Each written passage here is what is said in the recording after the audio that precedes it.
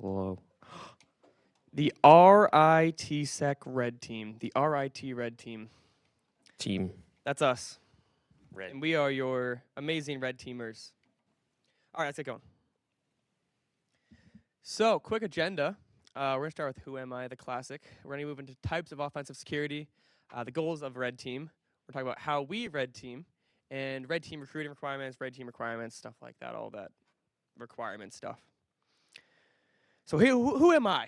I am Drew Young. I am a fourth-year student. I'm from Massachusetts. That's why the Bruins stuff.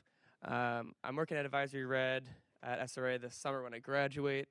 I work for Tech Crew currently. I love hockey. I'm the Red Team chief, hence Red Team. I'm on Ops, CCDC, retired in for lead, and Munson's best friend. I am Connor Fox. I don't have any pictures of Munson. I'm a little jealous. I'm a fourth year as well. I'm a Red Teamer, mostly do Windows. I've touched Linux like twice in the Red Team capacity. I'm from North Carolina. I'm a driver of cars, except for mine because it's broken. It will be fixed later today. Probably not, but hopefully. I work at the gym. I work out at the gym. Gym is cool. Gym is fun. Go to the gym. There's me in the locker room of the gym. That was a year ago before those signs were up. Anyways, I like to take pictures. So here's a picture I took in Louisiana, New Orleans, funny little bridge. And sometimes I know things, sometimes I don't. All right, moving on. So, offensive security. According to, this is a previous quote here, but according to ChatGPT, offensive security refers to the practice of actively attacking computer systems, networks, and applications to identify security vulnerabilities. And that's pretty accurate. Offensive security is all about finding holes in systems, and then when you find those holes, actually exploiting them. According to Mr. Jason Howe, a past Red Team chief, it's actually be the good bad guy to protect the good guys, which is very, very accurate. So you're doing bad things, but you're doing it for a good cause. So breaking into systems, but the point of breaking into systems is to actually repair them so that they can't be broken into next time. Responsible disclosure. Yeah, that. So a couple types of offensive security. We have red teaming. So testing the blue teamers, you want to be stealthy. These are typically longer engagements. There's a lot of social engineering. You can ask Anthony about that. There's lots of recon. You go through researching your your target, figuring out who they are, what systems they're running, their IP addressing scheme, a lot of that stuff. And then you have a lot of custom malware. You and your team, you'll write a lot of custom tools for the specific target that you're going after, so you'll be more prepared for them. And then there's penetration testing, which is testing the system. This is really loud. You touch everything that you can. You typically have one specific target that you're going for, and it's a shorter project timeline. There's still lots of recon required for this, just maybe not as much as red teaming. And you'll typically have a conversation beforehand with the company, entity, whatever that you're penetration testing to determine your goals of the pen test. All right, then kind of going more in depth on these ones. So in terms of red teaming, at least in competitions, everything that we do is all post-exploitation. So there's a really long like exploit chain, like the first step being like recon, initial access, and that type of progression. We just start right at post-exploitation. So we already have access to everything on the machine, and we can just kind of drop malware on it. Yeah, we have full control of it. We are root, we are administrator, anything like that. We develop custom implants or tooling. We also use a lot of like open source tooling when we're on Red Team too, because we'll find a tool that works really well. We'll find like a legitimate sysadmin tool, and we can drop that during competitions to maintain access. It's a lot louder in competitions. You probably see a lot of things saying like, "Hey, Red Team is here," or maybe a password filter saying, "Red Team doesn't approve your password. You should make it more secure." Yeah, you will definitely know that we're there in competitions. This isn't very realistic to the real world, because in the real world, on a red team, you really, really don't want them to know you're there. And if they find out you're there, that's actually bad for the engagement. Also in competitions, we have like every single password. We have backdoors and a bunch of services. We're trying to maintain persistence on everything at all times. And we're trying to break services with C2s. In the real world, you won't really break things. You won't really take things down. You'll just kind of tell the client, hey, like, with this access, we could have done this, and we could have taken this down, something like that. So yeah, professionally, It's a lot longer of an engagement. It's typically around like 3 to 6 months. You will really spend a lot of time just kind of moving very slowly, trying not to get caught. That's kind of really the goal of that. You do a ton of OSINT, trying to figure out, people at the company, what department they're in, what their email is, try to fish them, try to, do something with that. So yeah, phishing's another one. It's very, very slow, very methodical. You have to think everything through with the red team. A lot of the callbacks that you'll get on red team, like if you have a C2 dropped, you'll have callbacks like once every day, if that. When during competitions, we do it like every few minutes. And yeah, you'll do a lot of custom development too. So maybe you'll develop some malware for a certain company. In terms of penetration testing, this is a lot faster. It's just like a week-long engagement typically. It could be a little bit longer if it's like a really big scope, but typically it's like a week long, and really you're just trying to gain initial access. So on externals, you get, the company's name and maybe their domain. And then based on that, you'll have to get a lot more information about the actual company. So you have to get, other domains that they own, all their subdomains, what network blocks they own, everything like that. You try to gain initial access from all of that without any actual access to their internal network. From the external network, you're going to try to gain access. So an example of like a path you could take is like OSINT some usernames, do some password sprays on all of them. There's a lot of like publicly available breaches that have happened, and you can just consult those for passwords that might be like the default password for that company. Another example is like OSINT, find some web apps on them, find vulnerabilities on those web apps, and then once you're on those machines, you're pretty much on the internal network. And then a professional tool that you can use there is a tool called Nessus, which is a vulnerability scanner, and that's used very, very commonly. As for an internal penetration test, you're given access to the internal network, and most times you're given an underprivileged account on the network, but you're not always like given information about it. So they'll just give you, hey, here's like an Ethernet jack on our wall, have fun. And then from there, you have to work your way around the network, find more users, escalate your privileges, and pretty much take over the domain if you can. It's typically focused on Windows AD from here.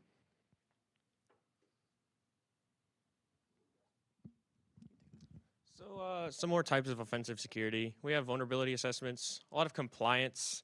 Compliance is a huge part of cybersecurity. If you don't already know this, there's so many different frameworks or I guess policy requirements. We got GDPR, HIPAA's a big one, PCI's a big one for anything that has to do with credit cards, because they have a whole long list of requirements you have to follow. We have SOX, we have ISO 27001. I don't know if I put an extra zero. And then there's a lot of regulations that you have to follow as a company. And so vulnerability assessments over these compliance requirements, things like that. Yeah, those are really boring. They're just a bunch of checklists pretty much, so we don't really care about those, but yeah. Yeah, boring. Anyways, application testing. So yeah, you're given access to an application, an admin account or a user account, and from there you just like go and find vulnerabilities. You poke your little hands around, prod around, see what you can find. Maybe you find some API keys. Maybe you find access to a back-end database. Who knows? You could find stuff, and then you get money for it. Anyways, then there's overall just penetration testing, testing the system, red teaming, testing the blue team. It's a bit different definition everywhere you go. Red teaming is a very broad, I guess, title. And so, yeah, vulnerability assessment, compliance, testing the rules and requirements of organizations and their policies. Cool. So now some definitions. Connor's going to get us going. All right. So, vulnerability. What is a vulnerability? A weakness or flaw in system design or code that may allow an attacker to leverage access to a system. So, Drew's standing right there. What vulnerability might Drew have? I could go and punch him. There's a vulnerability. Okay. Exploits. Exploits are tools or actions that take advantage of an existing vulnerability. So I guess the vulnerability here is that Drew's standing there. The exploit would be that I punch him in the face. There you go. And then the threat is me. Something or someone who means to cause you harm. I don't mean Drew any harm. Don't worry. Don't call public safety. Drew is perfectly safe. All right, and now there's a bunch of operators, so people who actually do the hacking. So firstly, there's just hackers, which is just the bad guys. Then there's the script kiddies, which is like the wannabe bad guys. They're the guys who kind of go out there and like download GitHub how to hack, and then they like click the first link and then run that script against Connor Fox. Then there's like nation state actors or like state sponsored actors. These are like the paid bad guys, typically like again, sponsored by like a state or a government. So if you see like, hey, Russia is sponsoring this group, then yeah, those are the people that hack for that for the Russia for Russia. There's NSA operatives. These are the well-paid, good bad guys. That's an example of one right there in that picture. It's actually Connor holding a flag. He does not work at the NSA, but They didn't hire me. they're also like nation state sponsored. Then there's the RIT Red Team, which is just like the best in the world. So they're really good operators. There's also hacktivists. These are people who hack for a cause. So like they really believe something. So they'll go out and they'll hack an organization that's doing something against their beliefs, which, you know, sometimes is moral, sometimes is not so good. Anonymous is a good example of that. Yeah, yes, exactly. There's phishers and scammers. These are people who engage in trickery and tomfoolery to swindle people. That's what they do. And then there's like spear phishers, which is people who engage in targeted trickery and tomfoolery. So yeah, these people are going after like specific targets. They know who they're looking for, and they're going to do something to get access to that single person. So some malware definitions: rootkit, bootkit, script, implant, agent. So rootkit and bootkit, they're very similar. A bootkit is essentially an advanced rootkit, and a rootkit just gives you root access to a system. Essentially, you're at the kernel level most of the time. You can have user space rootkits, but they give you access to essentially the entire system. Yeah, bootkits mostly target like the UEFI or like the MBR records of the machine. So a little bit lower than like just the actual OS. It's targeting like how it actually boots. It'll give you access to the system from the beginning. Anyways, scripts. Yeah, they're scripts. They do their thing. They run little, I guess, auto runs sometimes. They run little other things. Implants. What's a good example of an implant? Implants are malware that live on a system that don't actively call back to a server. So maybe we'll have something drop that, you know, at a certain time will execute and it will create us a bunch of users in case a blue team deleted them. That's considered an implant. An agent is more of something that lives on the machine. It's a piece of malware and it calls back to our servers. So we're actively getting callbacks. We can communicate with the agent. Whereas the implant just kind of lives there and, you know, it's there in case we need it. Malware. This is how to red team. So, how to red team be me. That's how. Anyways, maintain access and control. Our entire goal is we want access and control to your systems. And so, yeah. Consistently and concisely perform service breaks. So maybe if you participated in RITSEC, you saw how entire lines would go down at once. That's a good example of how we want to perform service breaks. We want them all to go at the same time. We want to say, okay, everyone press enter now. We all press enter, and then everything goes down. And then we want to implement persistence techniques. We want our stuff to keep running. We don't want you guys to turn it off. You turn it off, we want it to turn back on. And then make cool stuff. Yeah, we make cool stuff. Cool implants, cool C2s. We look like this. Custom malware. Yeah, that's us. All right, how we red team. You gotta go to red team hoodie. They're pretty cool. So persistence is huge. We'll get into this more later, but persistence is kind of like the main thing that we really focus on.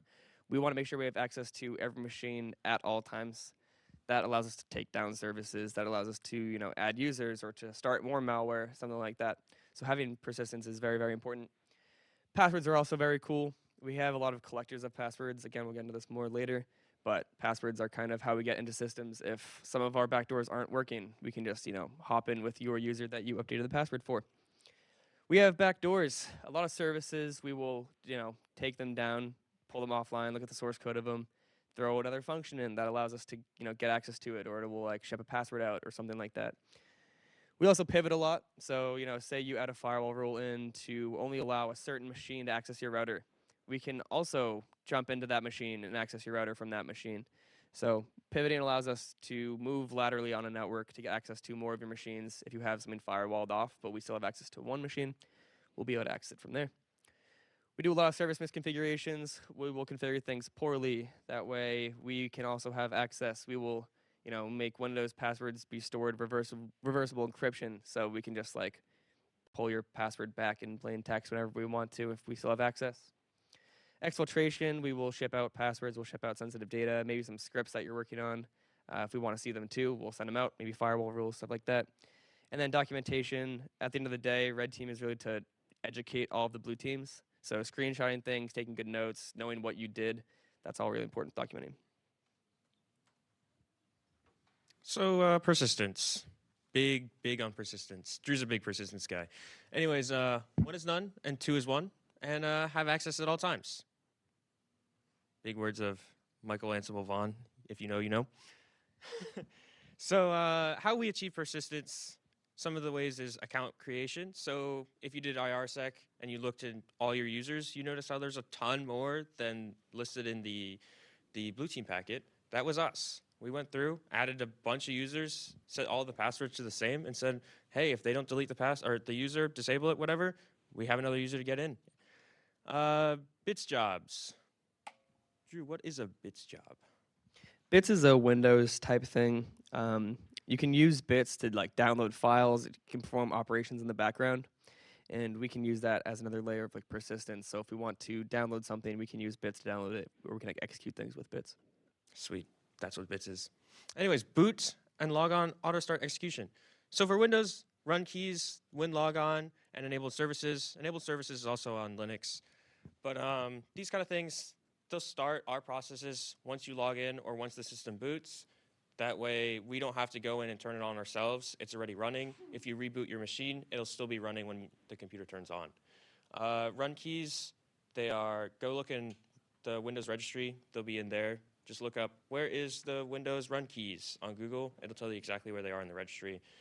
And you can check it on your own system right now. It'll probably show Discord, maybe Spotify, Steam if you play games. There's a whole bunch in there that it'll list. When logon, this is something that executes on when you log in or when you turn on the system. So we can go in there, add a little bit of stuff, shim it a little bit, and make our own stuff run. And then enable services. Like I said, this is both on Linux and Windows. If you enable a service, it'll also start on boot, and we'll put a little malware in there and tell it to start on boot. And if you don't look in the services, you know, it'll keep starting. And boot and logon scripts, basically the same. Yeah, they start on boot. Turn those off if you don't want them. And then create and modify system services, systemd, and then NSSM, non-sucking service manager. These are both on Linux. And no, they're not. I'm stupid. Oh, okay, never mind. Yeah, a lot of the same things. Just starts on boot, keeps running, and event-triggered execution, bash profiles, which I don't really know about because that sounds like Linux. Yeah, it is Linux. Yeah, so we'll modify like the bash profile or bash RC, something that gets executed every time you open a new shell. That's hence event triggered. And yeah, we'll throw some malware in there. Maybe we'll have it start our service, or we'll have it download a new file or execute something. Hence the quote in the top left of the 1 is none and 2 is 1. You know, if you have one layer of persistence, that's pretty much nothing. Like if someone stops your service, for example, then it's down. You know, there's nothing else you can do to get back in. But if you have 2, so you know something that's always starting your service, then that's pretty much one layer of persistence there. More persistent stuff. Connor can talk more about the Windows type things on here. Yeah, you want to get us going? Sure. So DLL hijacking. There's a bunch of things in Windows called DLLs, dynamic loaded library. I think that's what it is. These are loaded in. No, it's not. It is linked. Sorry, dynamic linked library. I just know it by DLL. I don't know what the words mean. Anyways, they are things that you can load into your processes that just contain a piece of code that's shared amongst a bunch of different processes on your system. So we'll go in there, we'll add our little own thing, so when another process calls this DLL, ours is loaded in as well, and we get our little implant, script, shell, agent, whatever we're doing. Path interception. Yeah, fun fact about DLLs in Windows, if you have a program next to a DLL that it's calling, and you execute the program, the first place it's going to look is in the current directory that the program is in. So say you make a malicious DLL file and you copy like the, I don't know, MS Paint binary or something like that, and you put it right next to it, and then you execute MS Paint. It's going to search in that current directory first to see, hey, does this DLL that I'm looking for exist? And if it doesn't, it will then go check System32. which isn't very great because then you can just, drop a DLL in a certain directory and it will execute that one first.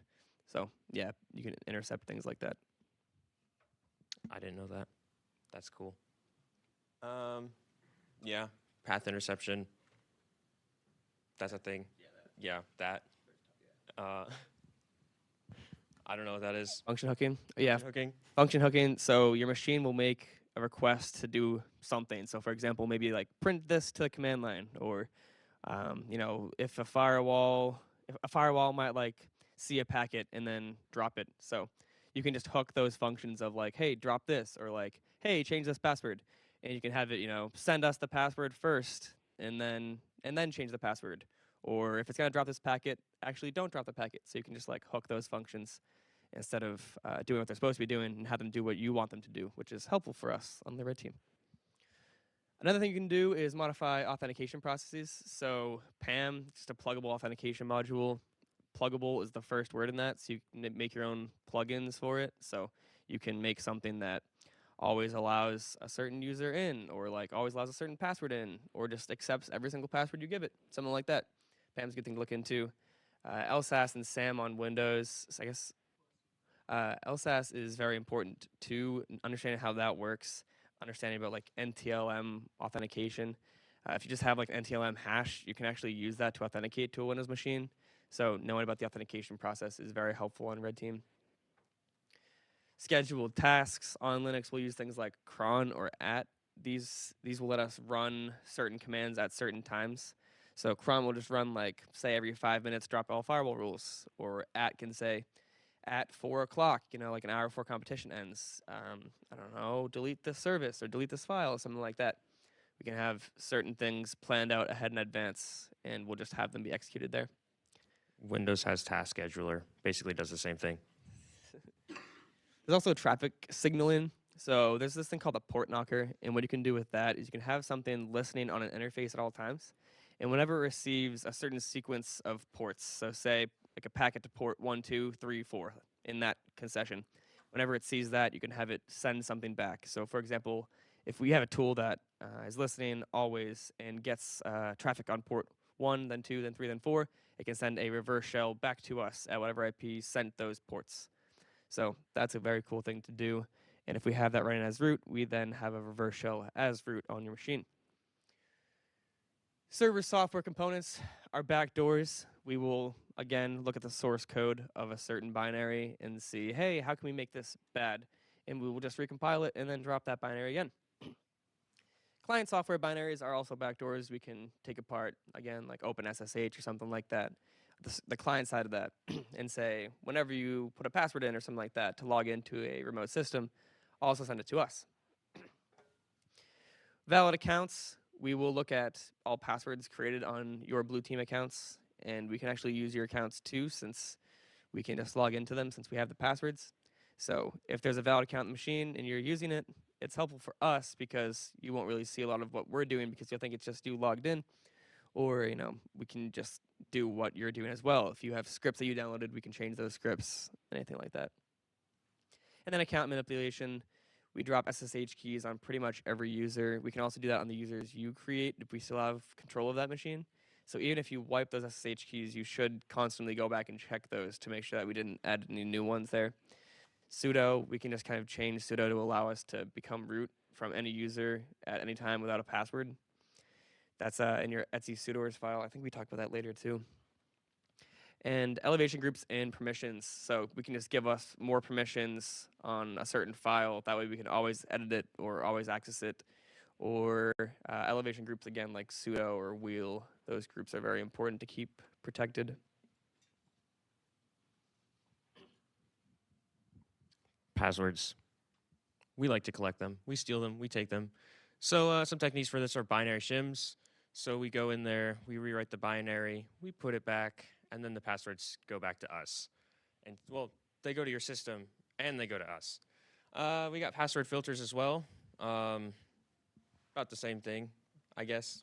Yeah, they're more for Windows password filters. So what you can do, what like you actually are supposed to do as a sysadmin, is you can have a password filter that will check a password that someone puts in before it actually sends it to Windows to change the password.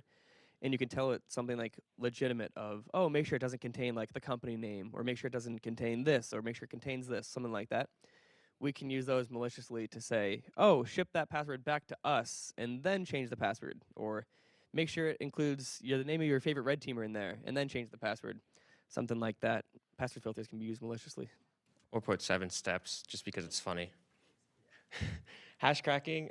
So another thing we'll do for password collection is we'll go in there, we'll take the password hashes, and then we'll put them on our fancy red team computer that's definitely built and made, and then we'll run a little hash cracking algorithm that will crack the hashes and give us your passwords.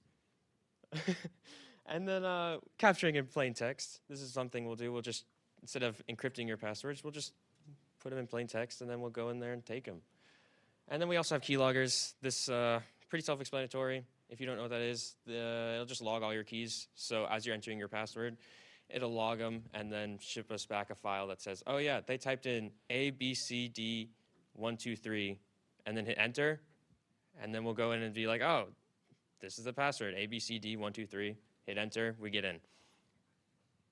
Yeah, this is also a good diagram of what we talked about earlier with password filters. So it goes to LSA. This will call out to the password filter and say, hey, this person changed their password, and here's the password. Does it look good? And then if that says yes, it'll come right back, and then it will actually update the same. Backdoors are important. So on web, we can do something like a scored service might be up, like Apache or Nginx, something like that. We'll go questions at the end. Any backdoors in any scored services that are up, we pretty much want to always have access to. So on a web, we might have a web shell. We might have a tool that allows us to execute commands with a certain header, something like that. We will also just like recompile those tools and then drop those. MySQL will have something compiled for that too, that we can achieve remote code execution through special commands that we send it. So most people will just connect to a database and log in as a user. We might connect to a database and say, run this command, and it will run as root. FTP, there's a lot of vulnerabilities. There might be a remote code execution one in ProFTP, or there's some CVEs for VSFTPD. We can also just recompile those and add commands to it too. In AD and LDAP, there's some backdoors you can do too. We can make like golden tickets or diamond tickets before the actual competition, so we will always have access to the machines, even if the passwords are changed. A lot of teams won't change their Curb TGT account password, which is how we just keep those tickets for the entire competition. We can just create the tickets offline. SMB, we might modify the share permissions so we can always read it, always write to it, something like that. So we can like delete a file if we don't have credentials to it, or edit it or move it, something like that. And backdoors and critical services. So you guys use SSH to log in. We also can use SSH to log in. So we will drop keys, we can drop users, make them always root. We can modify the SSH binary, we can modify the service. So that's a good thing to backdoor. WinRM, we can backdoor the authentication on that. Connor will explain how we do that. Push button, Ansible run, Ansible deploy, WinRM authentication backdoor. Yeah, maybe some backdoored passwords, something like that. LOL bins, that's living off the land. So we can use, for example, on Windows, you can use test net connection. It's basically Nmap, but built into Windows, which is very nice. So we can use that to check if a port's open from a certain machine. So maybe we're firewalled off. We want to see if an internal machine has access. We can just use that. And then Zach Price loves PFSense. Zachary Networking Price. Pivoting is a very critical thing in Red Team, at least in my opinion, which is why I really like it. So pivoting is using an attacker-controlled machine to reach other machines on the same network. And what's cool here is that we can access machines that are firewalled off as long as their internal machine has access to that. So ways we can do this is using something called like a SOX proxy, for example. So you can use something called MSF Venom. This will generate a payload. You can set like a host to listen on, a port that you're listening on, and then you can use like MSF console and listen for that connection. That command will generate the binary, the top one will listen for it, and then you can drop that payload somewhere on a machine, and then using MSF console, you can actually proxy all of your traffic through that one connection. So if you want to like request a website, you can just tell SOX proxy, hey, anytime I type, curl, I want to go through this machine first, and then all of your traffic goes through that machine. So very cool for us, because say we want to access, again, your PFSense, but it's locked off, or maybe SSH on a certain machine, but it's locked off to only your internal network, we can just hop through your internal machines and then right back out to your cloud network. SSH port forwarding is also really cool. That's what this diagram is right here. So you'll have access to like your SSH client over here, and then when you SSH into your server over here, it's just like one connection right here. Maybe you can do curl from here to reach something, or like netcat to something. What you can actually do is throw in a little tac L and tell it what port you want to listen on, give it a colon, and then the remote address, and then the remote port with a colon, and then just like the user at the hostname that you want to connect to again. What that will do is it will expose the first port that you give it over here to whatever port is on the remote address and remote port. So from there, you can SSH from your machine again to your server, and then now you're listening on port 8080 over here because that's what you specified up in your command. And port 8080 just maps to whatever you specify after the colon right here. So that's mapping to localhost 80 on your remote system. So on your remote system, if it's only listening on localhost, you can access that on your machine 8080. I hope that made sense. Yeah, SSH port forwarding is very, very helpful. We can also use that to say listen on like 1, 2, 3, 4, 5, and then map it to a remote machine over RDP. So we can always access something over remote desktop.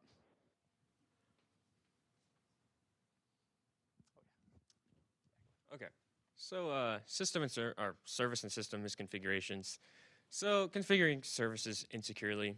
Sometimes we'll do that. We'll go in, we'll change some stuff. We'll add ports, for example, on SSH. We'll just add listen on this port 23 as well as port 22. Well, not port 23, but listen on, well, what's a good port? 2222. Yeah.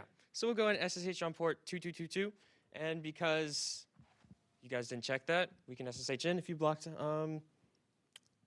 port SSH or SSH on port 22. And then on Linux, you got SSH root login. We'll go in, we'll turn that on so we can log in as root and do whatever we need to do as root and not have to worry about elevating. And then FTP anonymous access. So we go in, do some little FTP work. Yeah, FTP has this thing built into it called like anonymous user login. If that's enabled, you can just log into an FTP server with the username anonymous and no password, and it just lets you log in, look at files. Maybe it'll let you modify files if you're lucky. So yeah, that's a good thing to check and for us to enable. So then we have Windows stuff. Love Windows. We got reversible encryption, SMB anonymous write, and delegated for auth. Reversible encryption. So we go in and make sure that your passwords, because Windows encrypts your passwords, and we'll just change the encryption scheme to be reversible so we can go in and steal the hashes and then switch them back. Or not hashes, I guess. Password, encrypted passwords. Yeah. Words. And then we got SMB anonymous write. You can modify the SMB service to allow certain permissions. So we might modify a share to say, yeah, anyone can write to this. And if we do that, that means anyone. So anyone being red team could be anyone. So we will hop in there. We will modify the file that's being checked from the scoring engine. And we can change it to say something else. In the real world, this might be like maybe a script that gets executed by some scheduled task. So we can modify things on the system. And then delegated for auth, there's this thing called constrained delegation and unconstrained delegation in Windows. It's kind of a bigger topic we should probably discuss later, maybe in like advanced Windows, for example. But what you can do with that is some accounts can be given the privilege to act upon behalf of someone else. So like say a certain user, maybe like the MySQL user, is trusted for delegation over the administrator user. That means that the MySQL account can be used to run commands as the administrative user. So that's very helpful. That's constrained. Unconstrained is you can just do it as anyone. But yeah, it's a good thing to look for. And just general misconfigurations that we'll do. We talked about web shells a little bit earlier. SSH, again, root login. We'll do password authentication. A lot of people will change password authentication to be off, and they'll just use SSH keys. We'll turn that back on so we can just log right back in. We drop SSH keys. For PAM modules, we discussed this a little bit earlier too. It will allow us to log in even if we forget your password because there's a thing called like PAM permit and PAM deny. If PAM deny doesn't exist and we just use PAM permit over PAM deny, it might just let us log in with passwords that are incorrect. We also can just make every user root in the etc sudoers file. If you just change like a certain line in there, you can make it so every user can log in as root with no password. We also stop services. We change ports. Anything to bring a score check down. That's what we'll do. Exfiltration. We do a lot of exfil, a lot of password exfils because we love them. So some things, so the process of taking data. Exfiltration is the process of taking data out of network systems. We take passwords, SSH keys, scripts, commands being run, firewall rules. So as we've said like 4 times, we take passwords. We love passwords. Okay. SSH keys. If we little fact about SSH keys, you can just take the private key and then use that to SSH in. So yeah, we'll do that sometimes. And then exfiltration scripts. We want to see what blue teams are doing, so we'll just take some scripts. We'll see what you guys are making. Maybe you have a script that sets firewall rules, and at the end says drop all. We might just hop in there and change that to accept all at the very end. So you'll be like, oh yeah, I just ran the firewall script. Should be good to go. And then it's pretty good to go for us because it's actually working for us. Haha. And then we'll exfil commands being run, so we can see what you're doing, see how you're remediating things or how you're not remediating things, and either maybe we'll go and help, or maybe we'll just make things worse for you, depending on how we're feeling and how you're feeling. And then firewall rules, we love to see what you're doing. If you're making good firewall rules, oh great, good job, let's just drop those. Yeah. Documentation. This part's really important for us. So screenshots, we take those as many times as we can throughout the competition. We also might take them at a perfect timing. So we might say to someone, hey, I'm about to hit this little I button. Can you screenshot as soon as I click this? And then we'll do a little bit of teamwork. This was during a previous competition where we clicked the I button as they were setting their password, and then another red teamer just screenshotted it using one of our tools. So that was pretty cool. A picture's worth 1,000 words, especially when it comes to the blue team debrief. If you have screenshots of what you did, they can look at that and be like, oh yeah, I remember when that happened. And then they can correlate those memories together. They'll learn something. Service breaks, we try to document all of those too. Like, why would you break something once and then forget about it to the next competition? If we can just like document those, then we can just use those breaks again and again and again. And then we can make it more difficult as we go on for the teams that are really good. And then red team presentation, this is like our official time at the end of the competition to educate the blue teamers. So we really want to have good documentation to be able to have a good debrief at the end of the competition. So now some common tooling that we use.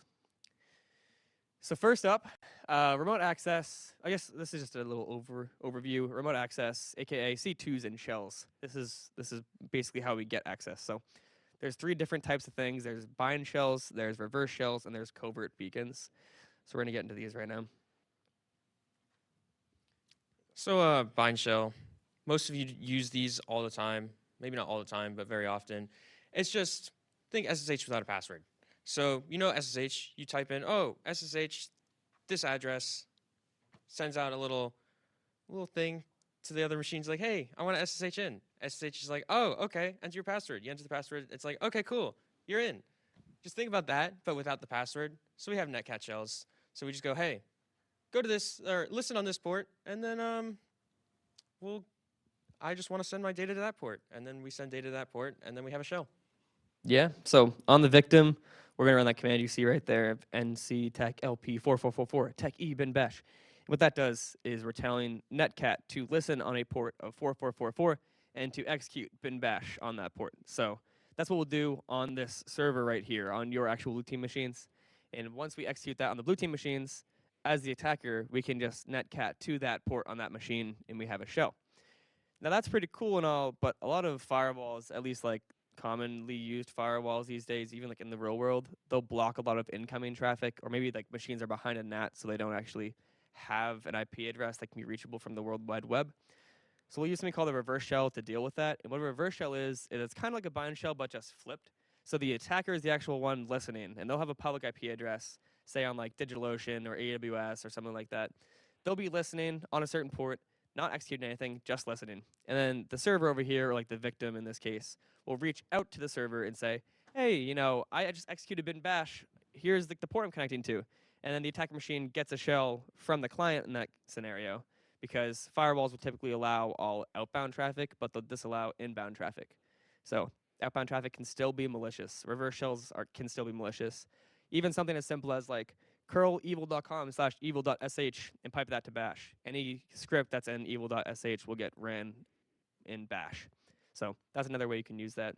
Some common C2s for this is Empire. You can also use Meterpreter with like a Metasploit payload. Might be important later. But yeah, they call back to an attacker server. And then covert beacons. So covert beacons are kind of what we try to develop on Red Team. So A simple beacon will work as like a socket connection, maybe like TCP or UDP. That's what we kind of discussed with the whole netcat thing and like the reverse shell, bind shell type thing. It also could just use HTTP, but HTTP is all plain text, netcat's all plain text, socket communications all plain text. So we kind of want to try to like hide that traffic. So something we can do for that is we can try to put it inside of like DNS packets, for example. So you might perform like a DNS lookup for like evildomain.com, and when you do that, it will return like a command to be run. So you can send traffic over DNS. HTTPS is just encrypted over SSL by default, so or like TLS, whatever. So you can't really read that traffic. If you can, you have the key to it, we can actually just encrypt that traffic too. Like a simple like XOR encryption will work for that. ICMP, if you see some packets going out over ping, you might think it's like a check or like someone on your machine testing something. Could also be malicious because there's a data section of the ICMP packet that we can write stuff into. Encryptor commands, XOR is a good way to do that. And you can also just be creative. Like someone wrote a C2 over Discord Go. His name is Emmanuel. He's a past Red Team chief. Miss that guy. Rip. So infrastructure. We use a lot of C2s. As a good example in the last slide was Empire. We use team servers. So team servers essentially just control every single C2 that we have. It just says, hey, we have all of these different ones. Who do you have access to? I have access to this one. I have access to this one. And then, okay, so I need to run this command across all the machines. Here you go. And then the team server will handle the communication between all the C2s. CDNs. CDN. What's CDN? Content Delivery Network. Yeah. Okay, we'll get into that later. And then logging servers. So as we've said with passwords, we love passwords. Logging servers will log our passwords or log your passwords, and we'll go in and steal those. And then we have pwn board. Here's a good picture of it.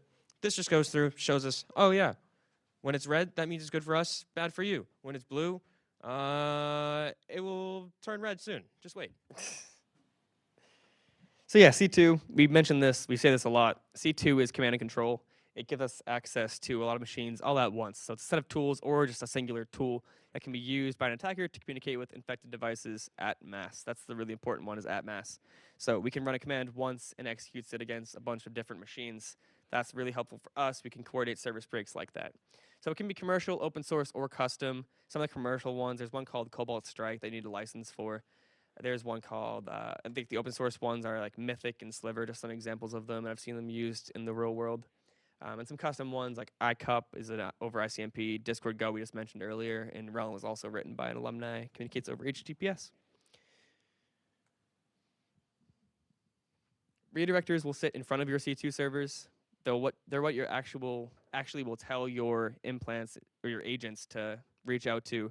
So your agents will reach out to a redirector, the redirector will go to the C2, and then that will actually execute the command. And the reason you'll do this is because it will actually obfuscate the IP address of the real C2 server. You won't see traffic going to the C2 server, you'll just see it going to that one redirector. So then you'll just see like AWS or DigitalOcean, something like that, because they all live in the cloud up here, what Maxim's plugging into. So pretty cool, stuff like that. This is an example of some things on our logging server that we use on Red Team. So we can pull a bunch of different dashboards over here, like password collector pie charts, which is this one up here from RITSEC. We have like our total amount of callbacks, our total amount of passwords, a cool little graph of all of our callbacks over the time of the competition. So we can do all of this because we collect all this data in a centralized location. So we collect passwords, we collect callbacks. This is all very important for us. We can pull actual like statistics and analytics off of this. How we deploy. So deployment practices, preparation. So your first and most important of all of the objectives. So we study the topology in the packet, just like you guys do with the blue team packet. We go through all that, make sure we know what's what, who's what services are running here, what operating systems are there. So we have a plan and the software that is tested for each phase of your attack. So we talk to black and white team, we ask questions, we make sure we know everything, we confirm before we break stuff sometimes. So you organize your team effectively. You appoint a leader. We have Drew, our wonderful Red Team Chief. Know your role. Focus on your role. My role is Windows. I focus on that. And then communicate with each other. So if you break something, say, hey guys, I think I broke that. And try and get it fixed before you break everything. And then, yeah, already know the IP layouts. Already know default credentials with root and domain admin. And then already know all the operating systems. And then it's all about speed. hopefully, sometimes. And just need to master play pre-written scripts. Yeah, communication is very important. If someone has access to a certain box but other people don't, we'll probably just be like, "Hey, Connor, do you have access to this machine?" And he'll be like, "Oh yeah, my C2 is calling back. Yeah, we can run commands on that." And also touch on like the all about speed point. Some competitions don't let you pre-bake malware. You just have to like right off the start hit go at the very beginning of the competition. So in that scenario, it is really all about speed. You want to access the machines before the blue teamers can.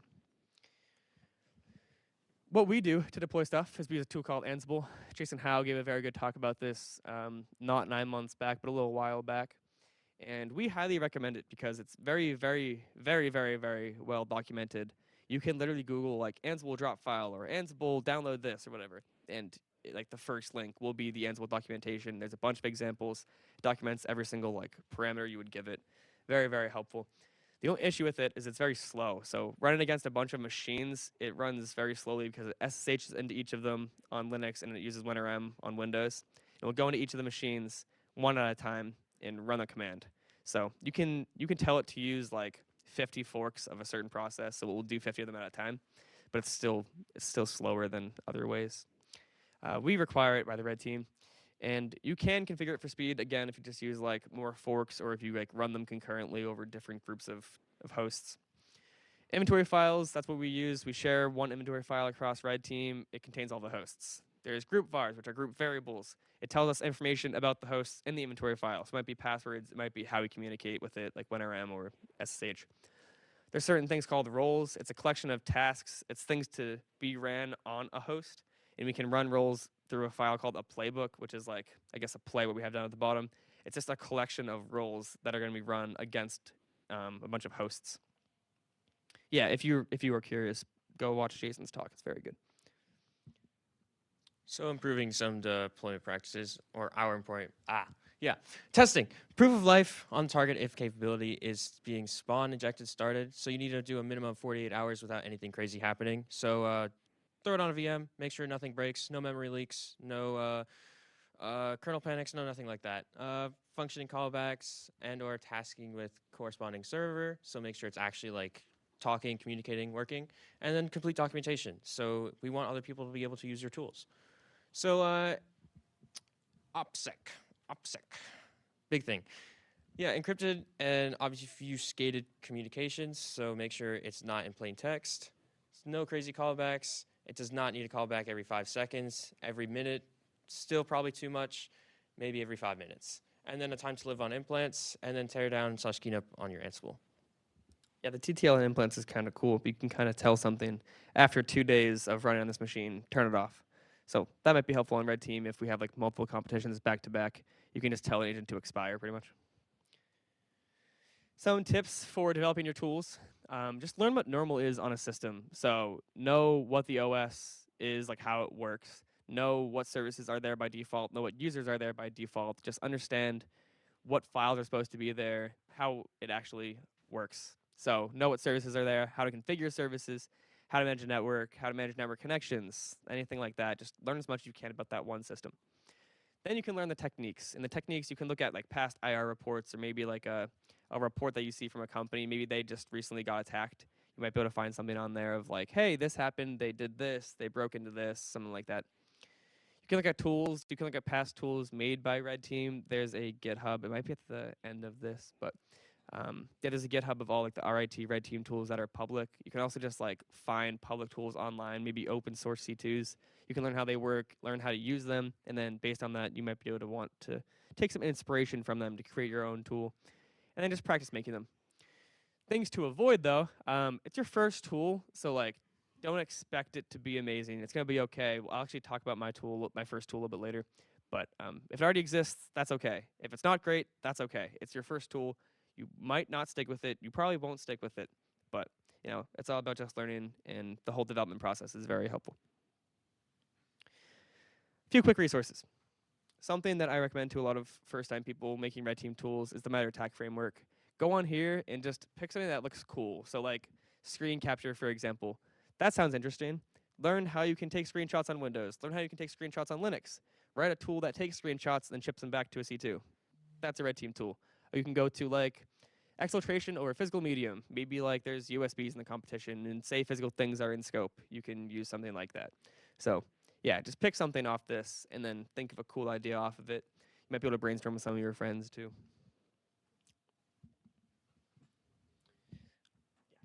This is the attack life cycle. This is typically how things will go. It starts with all like initial recon, initial compromise. Then you have to establish your footholds and everything. Yeah, with Ansible, we don't have to do those two things because we already have access to those things. So really all we have to do is just establish a foothold, escalate, and then keep on keeping on. But in an actual engagement, you will have to follow all of these steps. But as Red Team, we already have access to those things. We just have to keep on moving.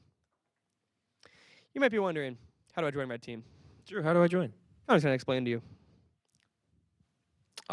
You do. Anyways, learn how to red team, watch our presentation, do some more research, learn the basics, learn how to develop some malware, and then learn about persistence mechanisms. So like we talked about cron jobs, system files or service files, things like that, and learn about service breaks. So set up a service, set up SSH. How do I break it?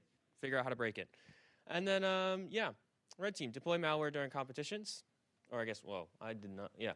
Operate during competitions, perform service breaks, and contribute to our active projects. Yeah, these are the main differences between like attending Red Team recruiting versus being an operator on Red Team, is that you'll actually be able to deploy during competitions. These are the requirements for joining Red Team and just like Red Team recruiting in general. So spirit of the competition is very important.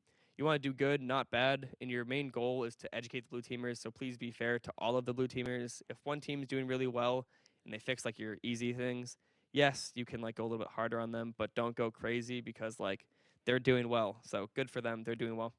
Don't brick boxes. Please do not like drop things that are untested and might just like boot loop machines. That's something that we try to avoid and do avoid. But the requirements for joining Red Team is you have to compete in at least 2 competitions as a blue teamer. This gives you the experience as a blue teamer to understand like everything is on fire all at once. Oh my God, there's 5 injects we have to do. So having that stress and understanding like you see a red board, you see injects, it's stressful. You need to understand that before you can actually be on the red team and just start like breaking things. Also, write your first red team tool. Demonstrate that it works and run it in a testing environment for like 24 hours, 48 hours before you actually deploy it. This will make sure that like the machine doesn't crash, everything's stable, so you know it actually works. Put in the effort for Red Team. On Red Team, we have a lot of people working on projects nonstop. We work as a team a lot. We mentioned Pwn board earlier. That's a good example of how we work as a team. Is people will have things call back to Pwn board, so we know what we have access to. And then deploy days, we have a lot of deploy days where we just like drop malware. We'll eat chicken wings. And we travel to like UB lockdown, something like that. Once you do all of these, we'll have a little conversation. You'll show me your tool, and then we'll make sure it works, and we'll talk about joining Red Team.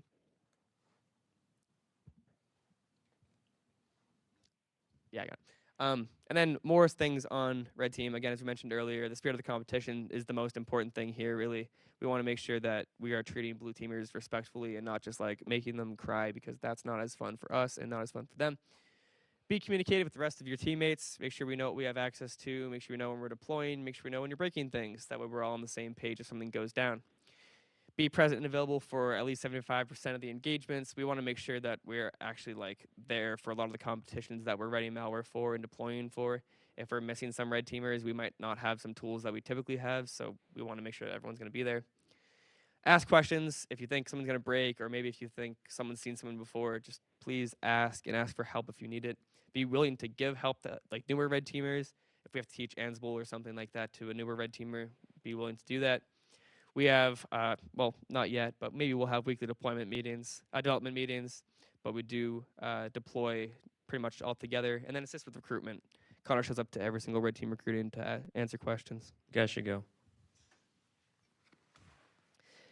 This is my first red team tool. I'm going to briefly talk about this because we're like really running tight on time. But it was a TCP C2. I wrote it my like freshman year or something like that when I didn't know how to code. It was written in Python, and I was like, I don't think I can compile Python. Turns out you can. Will talk about that later today in research. You should go to Will's research presentation. But it was really cool. It had like a lot of cool features. It actually didn't, but I just couldn't code. I did my best. And I shared it with Jason, and then Jason's first reaction was, why are there 1,000 lines in a single Python file? He has a very good point. You shouldn't do that. That's not good like actual DevOps type thing, so don't do that. But I finally got it working. I deployed at UB Lockdown, and Vasu is a guy from University of Buffalo. He's like their red team lead, like their black team lead type person. He sent us this, which is a security notice from their security office saying that there was malware reaching out to rit.edu. So yeah, that's pretty cool. Now we write better malware that's not detected. Yeah, please write things very well. Here are some resources. There's some red team notes here. That's a very good thing to look at. Has a lot of like techniques that you can use. Also with hack tricks, they're both good for also like pen testing. Hack tricks has a bunch of information that we actually use like in the real world too. And infrastructure stuff. This is a good article on some infrastructure you can spin up for red team. Does anyone have any questions? William. Oh, Will's question was, we talked a lot about red team recruiting. Where and when can I do this? Thursdays, 8 p.m., Air Gap Lab. It will probably be canceled the next 2 weeks because of competitions. But then after that, we'll be pretty consistent. Yeah, Anthony. Anthony's question is, how can we use this offensively? Everything in the slide deck can be used offensively. But please With do it only permission. if you have access. Yeah, with permission. Yeah.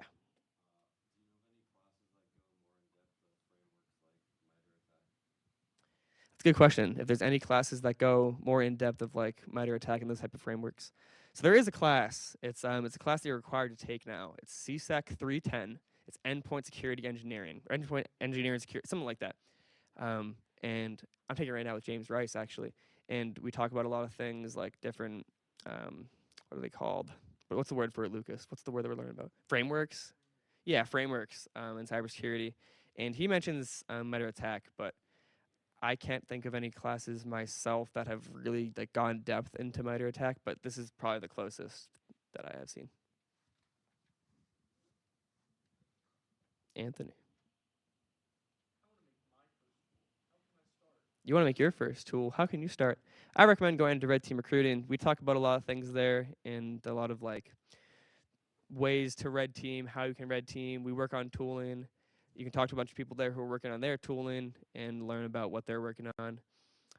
Also, just like we talked about it a little bit earlier, Anthony probably wasn't here or paying attention, but you can just like look up past tooling and see what people have done there. Take some inspiration from those, maybe improve a tool that you saw, maybe like a Scratch C2 or something. Camden.